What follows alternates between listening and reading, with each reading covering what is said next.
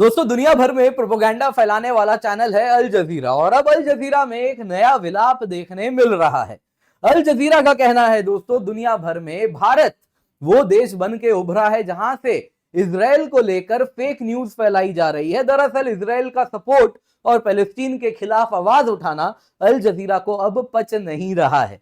जी हाँ दोस्तों, अगर आप देखें तो उसका कहना है भारतीय इस्लामोफोबिक है, इसीलिए वो पैलेस्टीन के खिलाफ फेक न्यूज फैलाते हैं।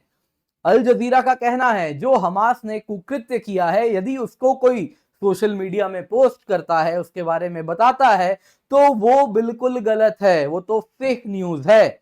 हमास तो दुनिया को शांति का पाठ पढ़ाता है, शायद आप और मैं ही इसको देख नहीं पाते हैं। दोस्तों अगर आप देखें तो इसको न्यूज में कवर किया गया है। अल जजीरा रादर एक एनालिसिस लेकर के आया है जिसके अंतर्गत वो कह रहा है क्यों आखिरकार एंटी पैलेस्टीन डिसइंफॉर्मेशन भारत से फैलाया जा रहा है। और इसमें अगर आप दोस्तों इस प्रकार से इस आर्टिकल को लिखा गया है कि इससे यही लग रहा है कि ये कहना चाह रहा है भारतीय तो इस्लामोफोबिक है और भारत में अगर आप देखें तो पैलेस्टीन के खिलाफ फेक न्यूज फैलाया जाता है। तो आइए दोस्तों इसको जरा ध्यान से देखते हैं और एक एक पॉइंट का अच्छे से जवाब भी देते हैं। दोस्तों यहां पे सबसे पहले कह रहे हैं कि इजराइल पैलेस्टीन वॉर में भारत से बहुत ज्यादा डिसइंफॉर्मेशन फैलाया जा रहा है और ये भारत में राइट विंग अकाउंट्स के द्वारा फैलाया जा रहा है। वैसे तो दोस्तों यहां पे क्या लेफ्ट विंग है क्या राइट विंग है, शायद अल जजीरा को भी क्लैरिटी अब तक नहीं है। खैर उस पर फिर कभी चर्चा करेंगे, पर अभी आगे देखते हैं। उसका कहना है ब्लू चेक अकाउंट्स जो है भारत में वो फॉल्स रिपोर्ट्स फैलाते हैं और पूरे भारत में अगर आप देखें तो जहर फैला रहे हैं और अदर उस वजह से दुनिया भर में भारत से जहर फैल रहा है। अब यहां पे देखिए वो एक पैराग्राफ है, एज इट इज मैंने फोटो लगाया है, राइज ऑफ द इस्लामोफोबिक डिसइन्फ्लुएंसर। यहां पर दोस्तों इस्लामोफोबिक टर्म बार बार यूज किया जाएगा। इसी में अगर आप देखें तो वो कहते हैं बूम, जो कि इंडिया का most reputed fact checking service है। अब वो कुछ कहता है, पर उससे पहले मेरा सवाल है कि ये सर्टिफिकेट कौन बांट रहा है, मुझे भी कोई बताए जहां पे मोस्ट रेप्यूटेड और लीस्ट रेप्यूटेड मिल रहा है। क्योंकि जहां तक मुझे मालूम है बूम ने खुद जो अपने वेबसाइट में कहा है, इसके जो फाउंडर हैं वो गोविंद राज हैं। और गोविंद राज की अगर हम बात करें तो ये टेलीविजन प्रिंट जर्नलिस्ट हैं और ये इंडिया स्पेंड के भी फाउंडर हैं वैसे, और साथ में बूम भी जो कि अपने आप को फैक्ट चेकिंग न्यूज पोर्टल कहता है। तो यहां पे अगर हम इंडिया स्पेंड की बात करें तो यहां पर आप देख सकते हैं स्वराज ने डिटेल में रिपोर्ट किया है किस प्रकार से इंडिया स्पेंड फैक्ट्स को ट्विस्ट किया करता था और वो एक हेट क्राइम डेटाबेस चलाया करता था जिसमें मुस्लिम्स के साथ, धर्म का नाम ले रहा हूं, बिटवीन मुस्लिम्स जो लड़ाई भी होती थी उसको भी कम्युनल क्लैश की तरह पोर्ट्रे किया करता था। मजबूरन उसको ये अपना हेट क्राइम डेटाबेस बंद करना पड़ा और जो एडिटर था इंडिया स्पेंड का उसको रिजाइन करना पड़ा। ये आज चलाते हैं फैक्ट चेकिंग वेबसाइट बूम। तो यही है इनके हिसाब से इंडिया के most reputed fact checking service provider. आगे सुनिए, उनका कहना है एज पर बूम इंडिया में जो एक्स यानी ट्विटर के जो यूजर्स हैं वो डिसइंफॉर्मेशन कैंपेन चलाते हैं। ये डिसइन्फ्लुएंसर हैं। इन्फ्लुएंसर मतलब आप लोगों को इंफॉर्मेशन देके इन्फ्लुएंस करना, डिसइन्फ्लुएंस करना मतलब नेगेटिव तरीके से फैक्चुअली इनकरेक्ट न्यूज के द्वारा इन्फ्लुएंस करना। ये डिसइंफॉर्मेशन फैलाते हैं जिसके अंतर्गत पैलेस्टीन को नेगेटिवली टारगेट किया जाता है, इजराइल को सपोर्ट किया जाता है, पैलेस्टीनियंस को ऐसे दिखाया जा रहा है कि वो फंडामेंटली ब्रूटल हैं। अब दोस्तों यहां पे पैलेस्टीनियन शब्द का इस्तेमाल कर रहे हैं क्योंकि वी ऑल नो भारत में और दुनिया में जो नैरेटिव है वो पैलेस्टीनियंस को लेके कम है और हमास को लेके है। बार बार भारत में दोस्तों जो बात की जा रही है हमास को पिन पॉइंट किया जा रहा है कि हमास जो कर रहा है वो कहीं ना कहीं आप देखें तो उसमें किसी को गुंजाइश नहीं होनी चाहिए। अगर कोई कहे हमास ने जो किया वो फंडामेंटली ब्रूटल है तो क्या इसमें अल जजीरा को कोई प्रॉब्लम है? ये तो सही बात है ना। हमास ने जो किया दोस्तों दैट वाज सिंपली हॉरिबल। आप देख सकते हैं दोस्तों कुछ देर पहले की ये न्यूज है, कुछ घंटे पहले इंटरनेशनल जर्नलिस्ट को इजराइल में बुलाया गया, उनको 1 घंटे से लंबा एक वीडियो रील दिखाया गया है। ये वीडियो की अगर आप बात करें तो दोस्तों ये पता है कैसे बनाया गया है? जो हमास के सोल्जर्स थे उनके हेलमेट कैम में जो रिकॉर्डेड वीडियो है, मोबाइल फोन वीडियोस जो रिकॉर्ड किए गए हैं, जो सर्वेलेंस वीडियोस हैं, जो डैशबोर्ड कैमरा के वीडियोज हैं, जो विक्टिम्स ने लाइव स्ट्रीम किया है उनके कुकृत्य को, वो सब कंपाइल करके 1 घंटे की वीडियो बनाई गई है, किस प्रकार से हमास ने अपनी बर्बरता को अनलीश की थी इजराइल में। दोस्तों इन वीडियो में ध्यान रखा गया कि जो बेबीज के साथ बर्बरता हुई, जो रेप्स हुए, उन सब को वीडियो में नहीं डाला गया है। अदरवाइज बर्बरता की कोई लिमिट नहीं थी जो हमास ने किया है। दोस्तों यहाँ पे आप ये जो तस्वीर देख रहे हैं, ये किंडरगार्टन की तस्वीर है। किंडरगार्टन मतलब समझ रहे हैं दोस्तों, 4 साल, उस उम्र के बच्चे 3 साल, इस उम्र के बच्चे पढ़ने जा रहे हैं। वहां पर आप देखिए किस प्रकार से गोलियों के निशान हैं। आज भी यहाँ से इन माँ बाप से बच्चों को अलग किया गया और उठा के ये गाजा ले गए हैं, और आज भी आप अगर देखें तो एज अ शील्ड इस्तेमाल कर रहे हैं, बार्गेनिंग टूल यूज की तरह यूज कर रहे हैं। और क्या ये बर्बरता दिखाना गलत है? दोस्तों यहाँ पे आप जो तस्वीर देख रहे हैं, ये म्यूजिक फेस्टिवल की तस्वीर है, जो नेगेव डेजर्ट से निकल के लोग भाग रहे थे उस वक्त कैसे इनको ब्लॉक किया गया है, गाड़ी पलटाई गई है, गाड़ियों को जलाया गया है और लोगों को मारा गया है। यहाँ पे दोस्तों पोस्टमार्टम रिपोर्ट्स आ रहे हैं जिसमें बताया जा रहा है किस प्रकार से लोगों को मारा गया है ना। बॉडी पार्ट्स म्यूटिलेट हुए हैं, रेप्स हुए हैं, बेबीज के साथ क्या कुकृत्य किया गया है। मतलब दोस्तों ये जो हुआ है इसको कोई कैसे जस्टिफाई कर सकता है? मेरा बड़ा सिंपल है ये कहना। तो आप अगर इस बात को बताते हैं तो क्या ये सब बताना, ये सब दिखाना फंडामेंटली ब्रूटल नहीं है? हाँ, आप अगर कहते हैं कि अगर भारत में कोई कहता है पैलेस्टीनियंस ब्रूटल है, तो मैं 1 सेकंड के लिए मान लेता हूं, चलिए वो गलत है, आप पूरे पैलेस्टीन को क्यों इस प्रकार से पेंट कर रहे हैं।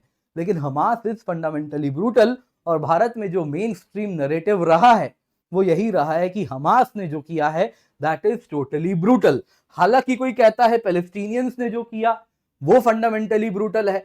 तो यहां पर दोस्तों मैं एक बात बताना चाहूंगा, आज दोस्तों अगर आप जर्मनी में जाएंगे तो सड़कों पे आज भी वो देश आज भी शर्मिंदा है। जो होलोकॉस्ट में हुआ है उस देश के द्वारा, उसके लिए वो शर्मिंदा है। आज भी सड़कों पे उन ज्यूज के घर की मेमोरी वहां पे सजाई गई है कि यहाँ पे ये ज्यू फैमिली रहा करती थी, इनके साथ हमने ऐसा किया था। ये आने वाली पीढ़ी को बताने के लिए कि दोबारा कभी वैसा ना हो। ये है उस देश की, इस लेवल पे वो शर्मिंदा है।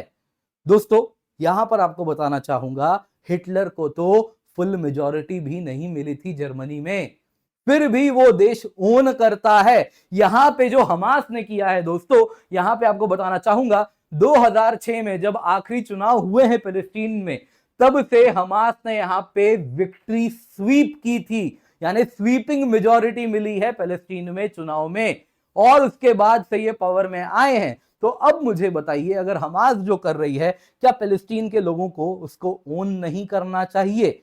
अगर हमास ने इस प्रकार के कुकृत्य को अंजाम दिया तो क्या फिलिस्तीन के लोगों को नहीं कहना चाहिए कि ये गलत है?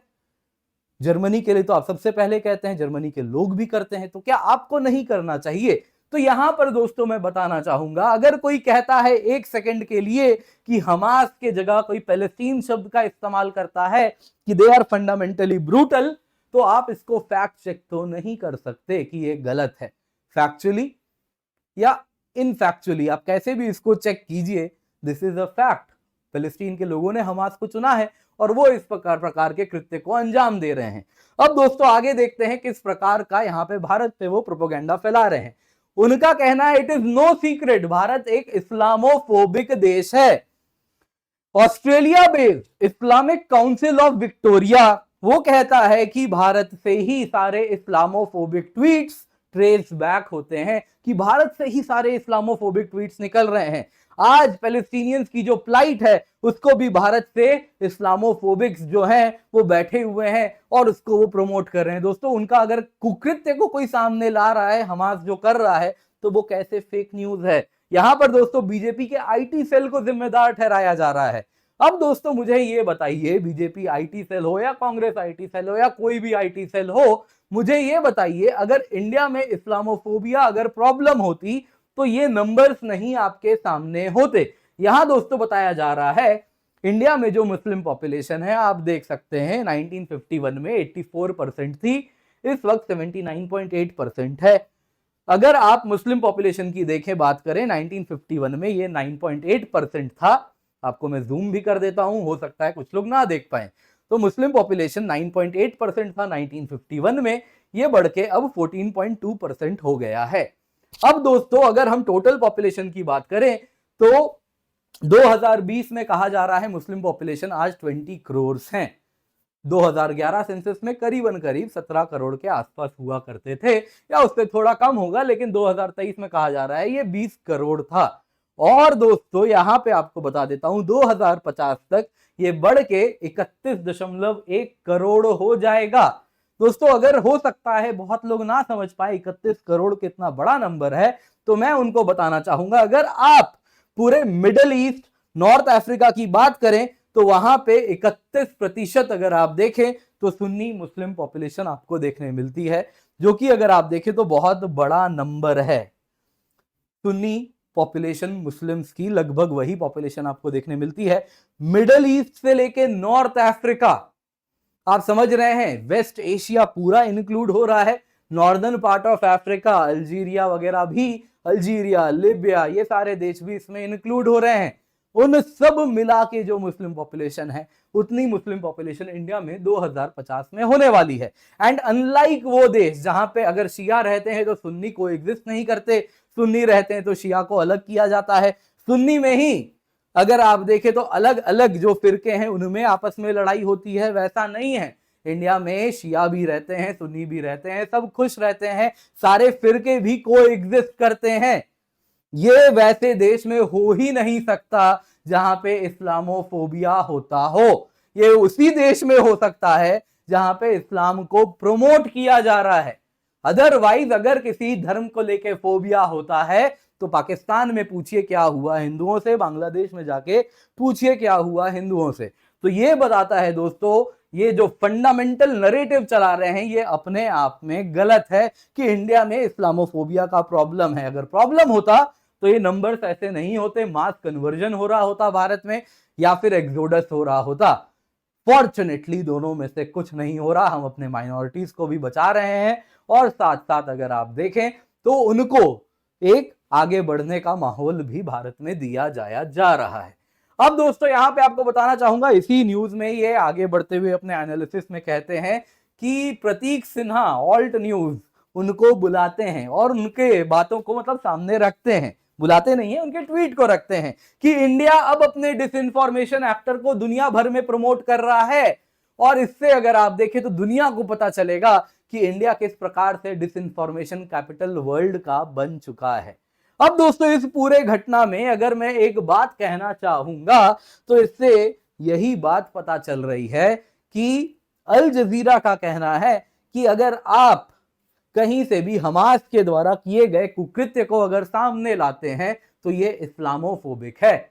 मेरा एक ही सवाल है, हमास ने जो किया यदि उसको किसी धर्म के द्वारा संरक्षित किया जा रहा है तो वो स्टेटमेंट अपने आप में इस्लामोफोबिक है, क्योंकि कोई धर्म सेन माइंड में इस बात की अनुमति नहीं दे सकता कि इस प्रकार से वहां पे बच्चों के साथ, औरतों के साथ, महिलाओं के साथ किस प्रकार से वहां पे कुकृत्य को अंजाम दिया गया। कोई धर्म इसकी इजाजत नहीं दे सकता सेन माइंड में, ये मैं कहना चाहूंगा। तो अगर कोई इसको इस्लाम से एसोसिएट कर रहा है, हमास के एक्टिविटी को, तो वो बात इस्लामोफोबिक है। और यहां पे अल जजीरा अगर हमास के एक्शन को इस्लाम के द्वारा प्रमोट करना चाह रहा है, सब एक तरीके से अगर आप देखें तो इस्लामोफोबिया को वो ढाल बना के हमास के अगर हरकतों को छुपाना चाह रहा है तो वो चीज इस्लामोफोबिक है। जो हमास ने किया है उसको उजागर करना सबसे इंपॉर्टेंट है, ताकि दोबारा कोई धर्म के नाम पे इस प्रकार से अंधा ना हो जाए। दोस्तों उम्मीद करता हूं आज की वीडियो पसंद आई होगी, तो लाइक जरूर कीजिएगा, अपने मित्रों के साथ शेयर करें और भारत संवाद चैनल को जरूर सब्सक्राइब करें।